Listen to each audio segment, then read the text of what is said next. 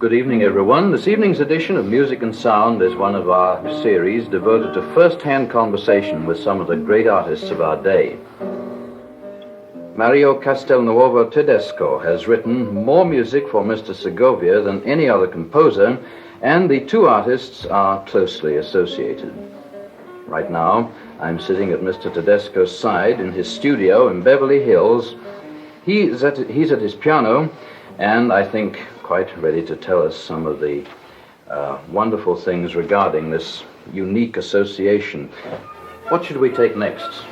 Now, of course, after the concerto and the guitar quintet, I have written many other works for the guitar.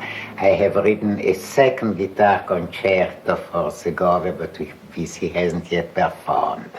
And also from the experiment, which was quite interesting, of writing the guitar quintet with 4 strings, which had some problems of its own. For instance, when you treat the strings pizzicati, the guitar is also a pizzicato instrument, yes, so it's very difficult to balance between the guitar and the strings. And then I had the idea, now I would like to write a work for guitar and 4 winds, which I haven't yet done.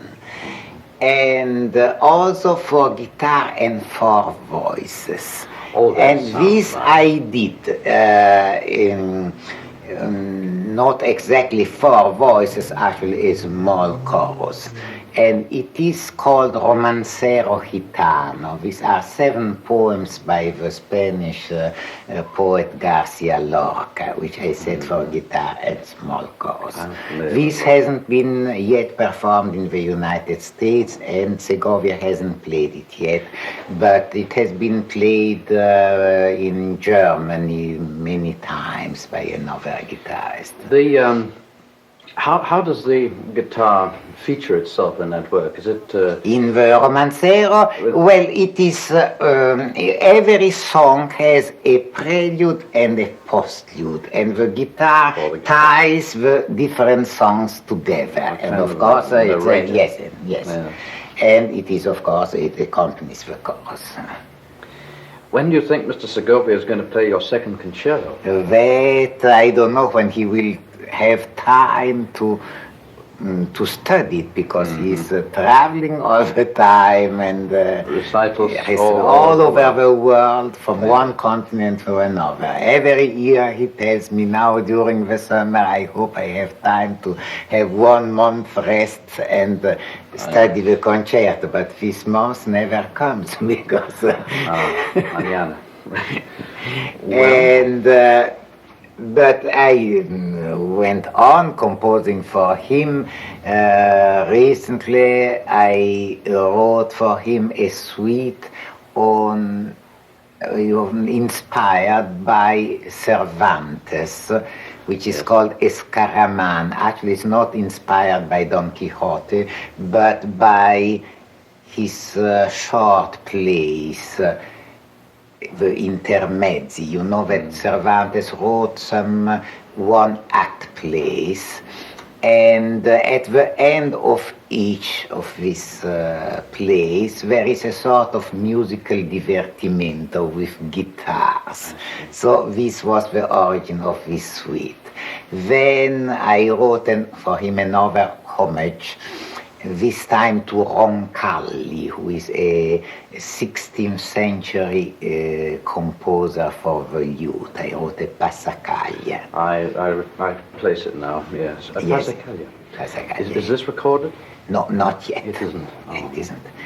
And then finally, and this is the piece which I would like to play next, I wrote a little piece on the letters of the name of Segovia. You will ask me how this can happen. Yes. Now, because of course here, as in Germany, we name the notes by letters, A, B, C, and so on. But how can you put all the letters of the alphabet? Now, I have my own system, which I had experimented before. Actually, the first time I experimented was when I wanted to write a piece on the name of my teacher, who was Pizzetti. Now, the name Pizzetti had the Z. How could I put the Z in the scale? So I devised a system this way, by putting the letter of the alphabet on a chromatic scale, A, B, C, D, E, and so on, for 2 octaves. And also putting them on the descending scale, A, B, C, D, etc. So something actually like the tricks which were used in the 12-tone system. I was just going to say, you're getting this is very a close. 24-note system. Well, you're the inventor of a new yes, school of music. No, this I don't like so much. I don't believe in systems.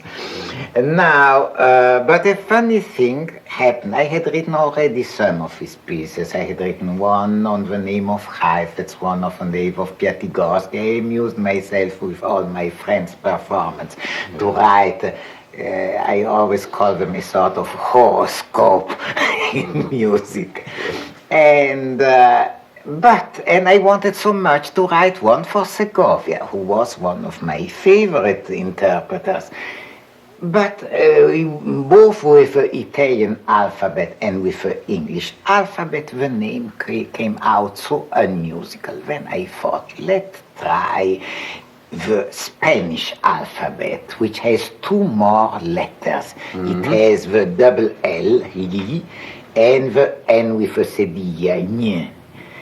And with the letters on the Spanish alphabet, with the notes on the letters of the Spanish alphabet, the name came out all right, as you are going to hear very soon. Let's hear Segovia. Could we hear Segovia? The name of Segovia, yes. Now I show you.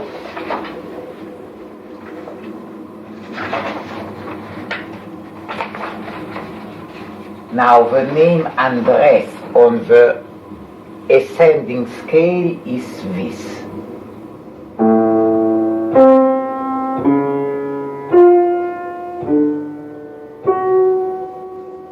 And the name Segovia is this.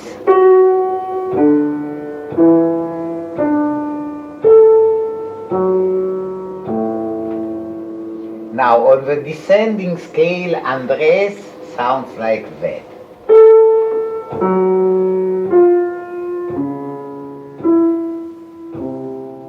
And Segovia sounds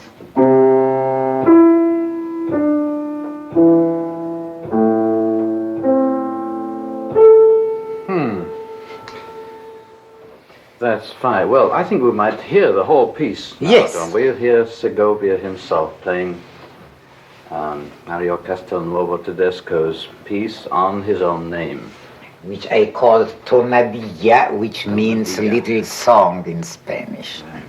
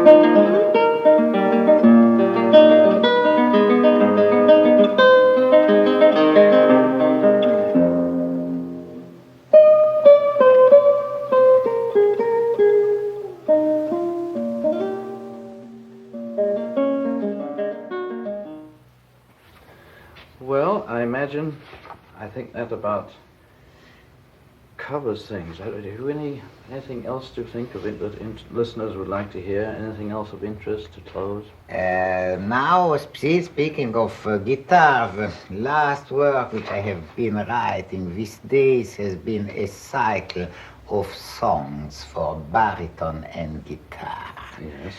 On the poems of this ancient German Minnesänger Walter von der Vogelweide, who lived around the beginning of 13th century.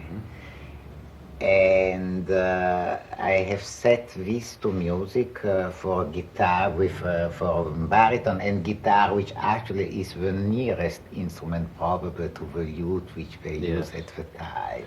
Schubert used the guitar quite a bit, Yes, didn't he? yes. I understand sometimes he was not in a position to have a piano, so he would use the guitar. Yes. There's the new recording which just came out, Mr. Tedesco. What is anything in there which has never been recorded before? Yes, the sonata for guitar. Recording. Yes, it's the first recording. Segovia had recorded the last movement, but never the whole sonata. Do you think we've time to hear that in the program right now, the sonata? I am afraid it will be too long. Too long. Oh, it's a shame. Well, Mr. Tedesco, I appreciate very much this unique and most interesting time we've had together, and Thank you. I'm sure the listeners do I was too. very glad to meet you. Thank you very much. And our thanks again to Mr. Castelnuovo-Tedesco, who was gracious enough to give us this delightful hour together this evening. And needless to say, our thanks also to Andres Segovia. This evening's program has given us a wonderful insight into the results of a close alliance between two highly developed creative artists. This is one of many such programs to come, and so this is Charles Inman hoping that you'll be listening again next time to Music and Sound.